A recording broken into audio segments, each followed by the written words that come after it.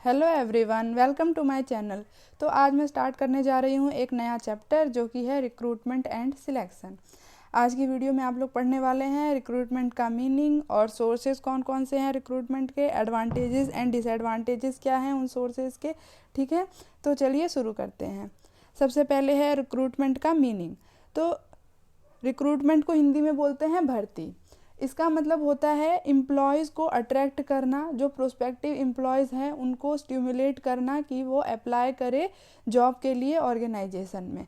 ठीक है, so recruitment is the process of inviting applications from potential candidates. It includes locating and contacting the sources of man power. Recruitment is done before selection and its objective is to step up the process of selection. It includes identifying the sources of manpower, assessing their suitability, choosing the most suitable source and inviting applications from candidates. ये selection से पहले का step होता है। इसमें एक sufficient number of applications इकट्ठा की जाती है और फिर उनमें से जो सूटेबल होते हैं, जो बेस्ट कैंडिडेट्स होते हैं, उनका सिलेक्शन होता है। ठीक है, इसका ऑब्जेक्टिव रहता है स्टेप अप करना सिलेक्शन के प्रोसेस को आगे बढ़ाना तेज़ी से, और ज़्यादा से ज़्यादा नंबर ऑफ़ कैंडिडेट्स इसमें अप्लाई करें, इसकी कोशिश की जाती है। इसीलिए इसको एक पॉजिटिव एक्टिविटी भी बोलते हैं, क्योंकि इसका पर्पज़ रहता है maximum number of applicants apply करें ऑर्गेनाइजेशन में जॉब के लिए। ठीक है, ताकि उनमें से हम बेस्ट एम्प्लॉय को चुन सके। तो ये होता है रिक्रूटमेंट। अब डेफिनेशन देखते हैं। First definition is according to Edwin B Flippo, recruitment is the process of searching for prospective employees and stimulating them to apply for jobs in the organisation. तो इसका पर्पज़ होता है स्टिमुलेट करना, किसको? Prospective employees को, कि वो apply करे जॉब्स के लिए ऑर्गेनाइजेशन में। ठीक है, second definition is according to Dale S Beach, recruitment is the development and maintenance of adequate manpower resources. It involves the creation of a pool of available labor force upon whom the organization can draw when it needs additional employees. तो ये एक continuous process है, ये लगातार चलता रहता है। इसका पर्पज़ होता है एक पूल तैयार करना अवेलेबल लेबर फोर्स का, जिसमें से जब ऑर्गेनाइजेशन को रिक्वायरमेंट हो, नीड हो, तब वो सूटेबल एम्प्लॉयज़ को सिलेक्ट कर पाए। ठीक है, आगे बढ़ते हैं। अब है सोर्सेज ऑफ रिक्रूटमेंट। तो देखिए, दो कैटेगरीज में इनको बांटा गया है। पहला है इंटरनल सोर्सेज और दूसरा है एक्सटर्नल सोर्सेज। नाम से ही क्लियर हो रहा है, इंटरनल सोर्सेज का मतलब होता है ऑर्गेनाइजेशन के अंदर से ही जो वैकेंसी है उसको फुलफिल कर लेना, एग्जिस्टिंग एम्प्लॉयज़ को ही प्रमोट कर देना, डिमोट कर देना, उनका ट्रांसफ़र कर देना, या फिर जो एक्स एम्प्लॉयज़ है ऑर्गेनाइजेशन के उनको रिज्वाइन करा देना। ये होते हैं इंटरनल सोर्सेज। एक्सटर्नल सोर्सेज का मतलब होता है ऑर्गेनाइजेशन के बाहर से मैन पावर को लेके आना। ठीक है, इसमें आता है advertisements, employment exchanges, placement agencies, campus selection, recommendations from existing employees, casual callers, job fairs and labour contractors. ठीक है, एडवर्टीजमेंट्स का मतलब क्या है कि न्यूज़पेपर में, जर्नल्स में ऐड दिया जाता है वैकेंसीज़ को लेकर, और उन एड्स को देखकर जो एप्लीकेंट्स इंटरेस्टेड होते हैं वो अप्लाई करते हैं। एम्प्लॉयमेंट एक्सचेंजेस क्या होते हैं? गवर्नमेंट ये एस्टेब्लिश करती है पूरी कंट्री में, जगह जगह पे एम्प्लॉयमेंट एक्सचेंजेस गवर्नमेंट एस्टेब्लिश करती है, और उसमें जिसको रिक्वायरमेंट होती है, मान लीजिए कोई पर्सन है, उसको एम्प्लॉयमेंट चाहिए, तो वो इस एक्सचेंज में जाके खुद को रजिस्टर कर देता है। तो जब एम्प्लॉयर को रिक्वायरमेंट होती है तो वो एम्प्लॉयमेंट एक्सचेंज से कॉन्ट्रैक्ट करते हैं, और एम्प्लॉयमेंट एक्सचेंज उनको रेफ़र करते हैं एम्प्लॉयज़ को। ठीक है, प्लेसमेंट एजेंसीज़, अब ये क्या होती है? ये प्रॉपर एजेंसीज़ होती है जो कि रिक्रूटमेंट और सिलेक्शन की सर्विस प्रोवाइड करती है, और सर्विस के बदले में ये क्या लेती है? फ़ी लेती है बिजनेस ऑर्गेनाइजेशन से। तो अगर कोई बिजनेस ऑर्गेनाइजेशन अपना टाइम बचाना चाहती है, एफर्ट्स बचाना चाहती है जो कि रिक्रूटमेंट और सिलेक्शन में लगेगा, तो वो इन एजेंसीज़ को हायर करती है, इनको पे करती है। ये एजेंसीज़ पूरा प्रोसेस करती है, एड प्रोवाइड करती है, ठीक है, एप्लीकेशंस लेती है, और उन एप्लीकेशंस को शॉर्ट लिस्ट करके बिजनेस बिजनेस ऑर्गेनाइजेशन को दे देती है, ये पूरा प्रोसेस करती है। तो इससे एक्सपर्टाइज भी मिल जाती है प्लेसमेंट एजेंसीज़ की, और एफर्ट्स और टाइम भी बच जाता है बिजनेस ऑर्गेनाइजेशन का। बट इसके लिए उनको सब्सटेंशियल अमाउंट ऑफ फ़ी पे करनी होती है, ठीक है। Next is campus selection. ये क्या होता है, अब जो अच्छे अच्छे इंस्टीट्यूट है जैसे कि आईआईटी है, आईआईएम है, इंजीनियरिंग कॉलेजेस है, पॉलीटेक्निक्स है, तो इन सब में मैनेजर्स जाते हैं बड़ी बड़ी कंपनियों के, और वो वहाँ पे इंटरव्यू कंडक्ट करते हैं। तो उनमें जो स्टूडेंट्स होते हैं, इंटरव्यू कंडक्ट करने के बाद उन स्टूडेंट्स में से ही वो एम्प्लॉयज़ के रूप में, एम्प्लॉयज़ के तौर पर कुछ स्टूडेंट्स को सिलेक्ट कर लेते हैं। इसको बोलते हैं कैंपस सिलेक्शन, ठीक है।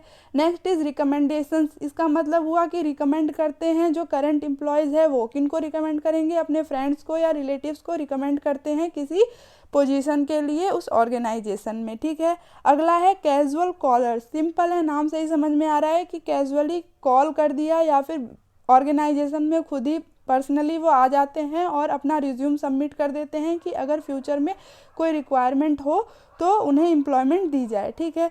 जॉब फेयर्स कंडक्ट करती है कंपनीज, और ये जो होते हैं वो एंट्री लेवल जो पोजीशंस होती है उनके लिए कैंडिडेट्स को अप्लाई करने के लिए जॉब्स फेयर किया जाता है। लेबर कॉन्ट्रैक्टर्स होते हैं, लेबर कॉन्ट्रैक्टर्स के साथ कॉन्ट्रैक्ट करती है बिजनेस ऑर्गेनाइजेशन, और वो इनको क्या प्रोवाइड कर देते हैं, लेबर प्रोवाइड कर देते हैं, ठीक है। ये जो होते हैं ये कैजुअल रिक्वायरमेंट्स के लिए होते हैं। कभी कभार मान लीजिए कि परमानेंट लेबर के लिए नहीं होता, इम्परमानेंट, कभी कभी अचानक जब ज़रूरत पड़ जाती है तो कॉन्ट्रैक्टर से कॉन्ट्रैक्ट करके लेबर की रिक्वायरमेंट को फुलफ़िल कर सकते हैं, ठीक है। आगे बढ़ते हैं। अगला है advantages of internal sources of recruitment. तो देखिए, इंटरनल सोर्सेज के बहुत सारे फ़ायदे होते हैं। पहला क्या है, employees are already familiar with policies, plans and working environment of the business organisation, so there is no need of formal training. अब कोई अगर नया एम्प्लॉय आएगा, एक्सटर्नल सोर्सेज से आएगा, तो उसे कुछ भी नहीं पता होगा कि इस कंपनीज़ की पॉलिसीज़ क्या हैं, प्लान्स क्या है, वर्किंग इन्वायरमेंट कैसा है, उसे एडजस्ट करने में टाइम लगेगा, और इन सब के साथ फेमिलियर कराने के लिए फॉर्मल ट्रेनिंग देनी पड़ेगी उसे। बट जो ऑलरेडी एम्प्लॉय है ऑर्गेनाइजेशन में और उसको ही प्रमोट किया जाता है, तो उसके लिए ट्रेनिंग की कोई ज़रूरत नहीं होती है, वो ऑलरेडी इन सब चीज़ों से फेमिलियर होता है, ठीक है। अगला है it increases the motivation of employees. तो जब किसी एम्प्लॉय को प्रमोट करते हैं, उसकी सैलरी इंक्रीज़ होती है, उसका स्टेटस इंक्रीज़ होता है, रिस्पॉन्सिबिलिटीज़ बढ़ती है, तो उसकी मोटिवेशन भी इंक्रीज़ होती है ना। वो एंथुसियास्टिक होता है, एक्टिव रहता है, और पूरे ज़ील के साथ, पूरे एफर्ट्स के साथ बिजनेस ऑर्गेनाइजेशन में काम करता है, अपना 100% देता है, ठीक है। तो ये फ़ायदा होता है इंटरनल सोर्स का। Next is it leads to promotion of several employees. तो जब देखिए किसी एक ऊपर की पोजीशन पे, मान लीजिए कोई एक हायर पोजीशन है, वहाँ पे किसी का प्रमोशन हुआ, तो उसके नीचे जो भी वैकेंसीज़ हैं वो अपने आप ही फुलफ़िल हो जाएंगी ना, नीचे के सारे लेवल्स के अपने आप ही प्रमोटेड हो जाएंगे। तो एक एम्प्लॉय को जब प्रमोशन मिलती है तो उसके नीचे के जो पोजीशंस होती हैं उन पे अपने आप ही एम्प्लॉयज़ प्रमोटेड हो जाते हैं। तो एक वैकेंसी से बहुत सारे एम्प्लॉयज़ को मोटिवेशन मिलती है, वो पूरे ज़ील के साथ, एफर्ट के साथ काम करते हैं, ठीक है। Internal source of recruitment is economical, क्योंकि इसमें एक्सपेंसेस नहीं होते। अब देखिए, अगर एक्सटर्नल सोर्स का यूज़ करती है बिजनेस ऑर्गेनाइजेशन, तो उसे क्या करना होगा, एडवर्टाइजिंग देनी होगी या किसी एजेंसी को हायर करना होगा, इन सब में बहुत एक्सपेंसेस होंगे, इंटरव्यू कंडक्ट करना होगा, रिटन टेस्ट होंगे, तो इसमें टाइम भी बहुत ज़्यादा लगेगा और एक्सपेंसेस भी होंगे। अगर वो इंटरनल सोर्स से ही अपनी वैकेंसी को फुलफिल कर लेती है तो उसका एक्सपेंसेस बच जाएगा, तो इसीलिए ये क्या है, इकोनॉमिकल है। Employees are skilled and experienced, they are already working in the organisation, है ना, क्योंकि वो ऑलरेडी ऑर्गेनाइजेशन में वर्क कर रहे हैं, स्किल्ड है, एक्सपीरियंस्ड है, तभी तो उन्हें प्रमोशन मिलता है, right. There is no need of references to enquire the employ.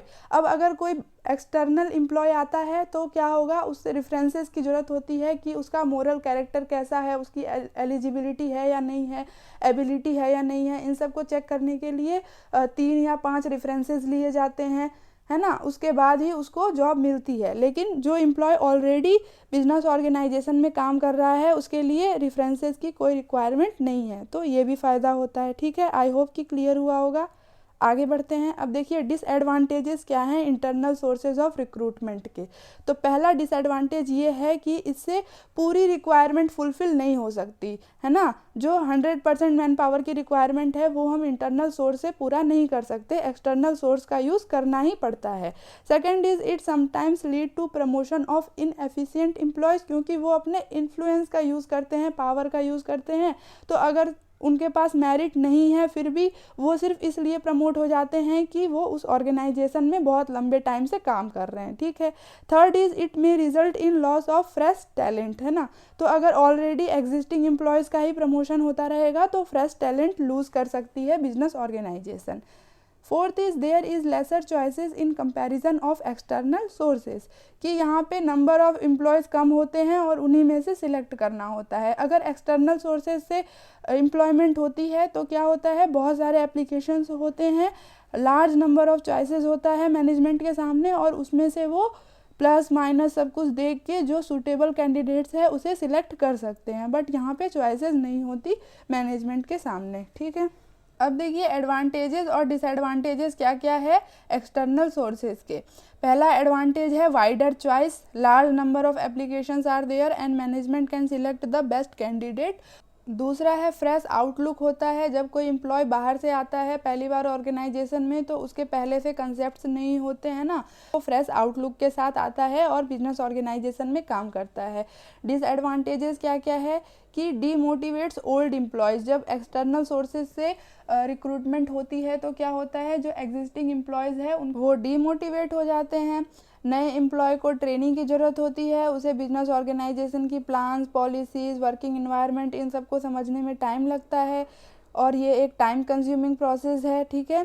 Fresh employee takes more time to adjust with the working environment. जो ऑलरेडी एग्जिस्टिंग एम्प्लॉय है उसको प्रमोशन मिली तो वो पहले से ही सब कुछ जानता है, बट नए एम्प्लॉय को टाइम लगता है एडजस्ट करने में वर्किंग एनवायरनमेंट के साथ, ठीक है।